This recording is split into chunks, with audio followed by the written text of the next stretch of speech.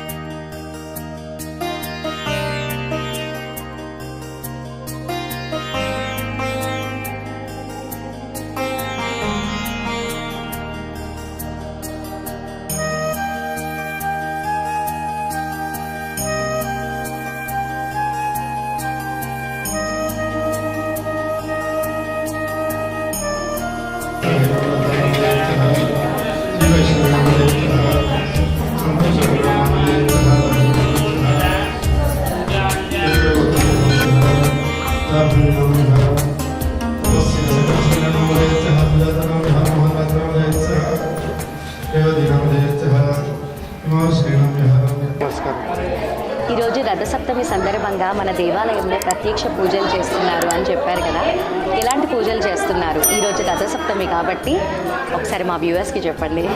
నమస్కారం అండి. ఈరోజు ఉదయం 6 గంటలకే సీతారామచంద్రుల వారికి పంచామృత అభిషేకం చేయడం జరిగింది. అలాగే సీతారామచంద్ర స్వామికి సహస్రనామాలతోని తులసి దళాలతోని అర్చన చేయడం జరిగింది. అలాగే సూర్యునికి అర్ఘ్యపాద్యాలు ఇవ్వడం కూడా జరిగింది. ఆ తర్వాత రథసప్తమి 1 ఇయర్కి ఒక్కసారే వస్తుంది కాబట్టి ఈ శుభ సందర్భంగా అరుణ ప్రశ్నతోని ప్లస్ సూర్య సూక్తములతోని హవనం చేయడం కూడా జరిగింది. విశేషమైన ఈ హవనము చేయడం వల్ల సూర్య భగవాను అంటే మనకు ప్రత్యక్ష దైవము సూర్య భగవానుడే, కనిపించే ప్రత్యక్ష దైవము. ఆ దేవుని అనుగ్రహం ఉంటే సకల గ్రహాలు అనుకూలిస్తాయని మనకు నమ్మకం. ఆ నమ్మకం ద్వారా మనము ఈరోజు అరుణాహోమాన్ని నిర్వహించుకోవడం జరిగింది. మాఘమాసంలోని శుక్లపక్షంలోని 7వ రోజు సప్తమి తిథిని రథసప్తమిగా జరుపుకుంటారు. రథసప్తమి నాడు సూర్య భగవానుడు తన రథాన్ని అధిరోహించి మొత్తం ప్రపంచానికి వెలుగులు అందించటం మొదలుపెట్టాడు కనుక దీనిని రథసప్తమి లేదా సూర్య జయంతి అని కూడా అంటారు.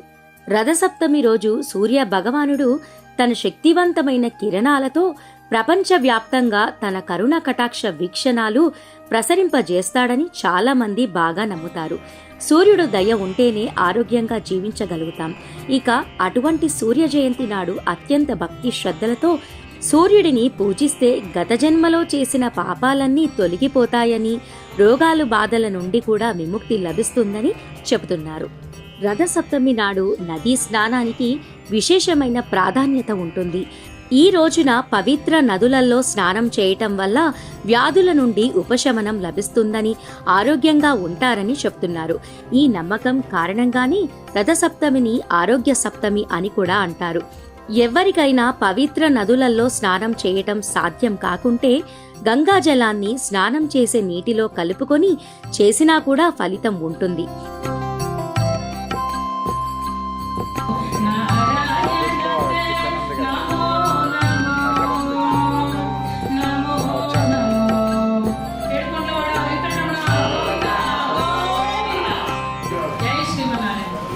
నమస్కారం అండి. అసలు రథసప్తమి రోజు ఏ దేవుణ్ణి కొలవాలి, అసలు రథసప్తమి రోజు విశిష్టత అనేది ఏంటి ఒకసారి చెప్తారా? రథసప్తమి అంటే మనకు మకర రాశి అంటాం. మకర రాశి లోపలికి సూర్యుడు ప్రవేశిస్తున్నప్పుడు సంక్రాంతి, మకర సంక్రాంతి ఏర్పడుతుంది. అది పుష్యమాసంలో వస్తుంది. పుష్యమాసం తర్వాత మాఘమాసం వస్తుంది. అంటే సూర్యుడు ప్రవేశించి అతను 7 గుర్రాలు కూడినటువంటి రథముపై ప్రయాణిస్తూ ఉంటాడు. ఎప్పుడైతే మాఘమాసంలో శుద్ధ పక్షమి అంటే పౌర్ణమికి ముందు వచ్చే సప్తమి రోజున ఆయన ప్రయాణం మరింత వేగవంతమై ప్రారంభమై వేగవంతం అవుతుంది. అంటే ఆవృత్తం ఎప్పుడైతే లోకాలన్నిటినీ మన భూమిని కానీ గ్రహాలను కానీ అన్నింటినీ తిరిగే క్రమంలో ఎవరైతే ఆ సూర్యుని కొలుస్తారో వారికి ఆయుర ఆరోగ్యాలు కలుగుతాయని మనకు వేద ప్రమాణంగా ఉంది. అందుకే సప్తాశ్వరథం ఆరూఢం ప్రచండం కశ్యపాత్రుడు అంటారు. అంతేకాకుండా హిరణ్య వర్ణేన సవితారాధేన అంటారు. అంటే 7 గుర్రాలు పోలినటువంటి బంగారు రథములో ఆయన ప్రయాణిస్తారన్నమాట. ఈ రోజున ఎవరైతే సూర్యుని ఆరాధిస్తారో వారికి ఆరోగ్యం కలుగుతుంది. అంటే సూర్యుడు ఆరోగ్య ప్రదాత, ఆత్మకారకుడు అంటారు. ఆరోగ్యం కలుగుతుంది. ఏ విధంగా అంటే హిరణ్య వర్ణం అన్న అంటే బంగారు రథములో ఆయన వెళ్తున్నాడని మనం చెప్తున్నాం కదా.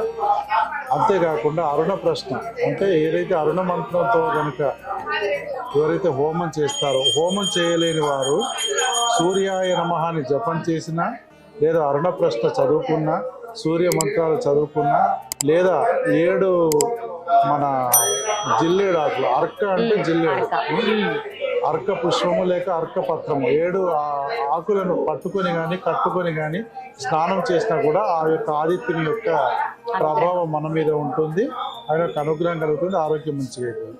ఇంకోటి ఏంటంటే నేత్రాలకు, కళ్ళ ఆరోగ్యానికి సూర్యుడే, చర్మానికి, టోటల్ మన ఆరోగ్యాన్నిటికంటే కారణం అవుతున్నాయి. కాబట్టి సూర్యుని కొలవడం వల్ల ఈరోజు చాలా శుభం జరుగుతుంది.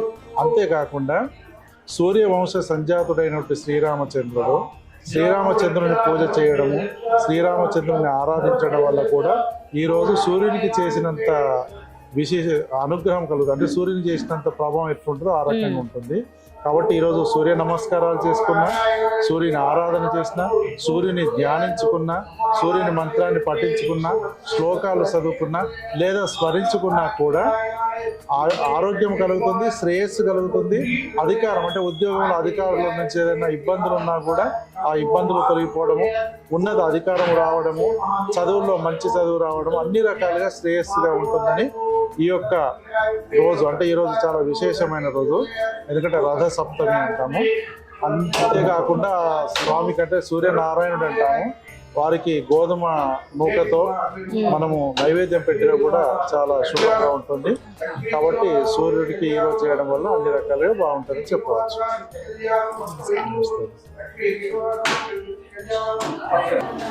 అలాగే రథసప్తమి రోజు ఏ దేవుణ్ణి పూజిస్తే మంచిది అంటారు? మంచి ప్రశ్న అండి. రథసప్తమి రోజు మనం ఎవరికి అంటే సూర్య భగవానికి పూజ చేసుకోవడం అత్యంత ఉన్నతమైనది. ఎందుకంటే నవగ్రహాల్లో మొదటివాడు సూర్యుడు. ఒక్క సూర్యుని అనుగ్రహం ఉంటే మిగతా గ్రహాలు మనల్ని ఏమీ చేయలేవు. ఎందుకంటే సూర్యుని నీడతోనే నడిచేటివే ఛాయాగ్రహాలన్నీ. కాబట్టి సూర్యుడే ముఖ్యం. కాబట్టి ఈరోజు సూర్యునికి నమస్కారం చేసుకోవడం అత్యంత ఉత్తమమైనది. సో వ్యూవర్స్ అందరూ మన దేవాలయం యొక్క అప్డేట్స్ తెలుసుకోవడానికి, ఎప్పుడు ఏ కార్యక్రమాలు ఉన్నాయి తెలుసుకోవడానికి మహాలక్ష్మి మల్టిపుల్ యూట్యూబ్ ఛానల్ని సబ్స్క్రైబ్ చేసుకోండి, లైక్ చేయండి, షేర్ చేయండి, 10 మందికి తెలియజేయండి. Thank you so much. So viewers విన్నారు కదా, అర్చకుల మాటల్లో ఇన్ని విషయాలు తెలుసుకున్నారు. అలాగే రథసప్తమి నాడు ఏ ఏ పూజలు చేశారో వీడియోలో పూర్తిగా తెలుసుకున్నారు. కాబట్టి వీడియో నచ్చితే లైక్ చేయండి, షేర్ చేయండి. అండ్ అలాగే మహాలక్ష్మి మల్టిపుల్ ఛానల్ని మర్చిపోకుండా సబ్స్క్రైబ్ చేసుకోండి. ఇలాంటి మరిన్ని ఇంట్రెస్టింగ్ వీడియోస్ చూడాలి అంటే పక్కనే ఉన్న బెల్ ఐకాన్ని క్లిక్ చేస్తే ప్రతి ఒక్క వీడియో కూడా మిస్ అవ్వకుండా చూస్తారు. కాబట్టి మర్చిపోకుండా సబ్స్క్రైబ్ చేసుకోండి. మరో వీడియోలో మళ్ళీ కలుద్దాం. నమస్కారం.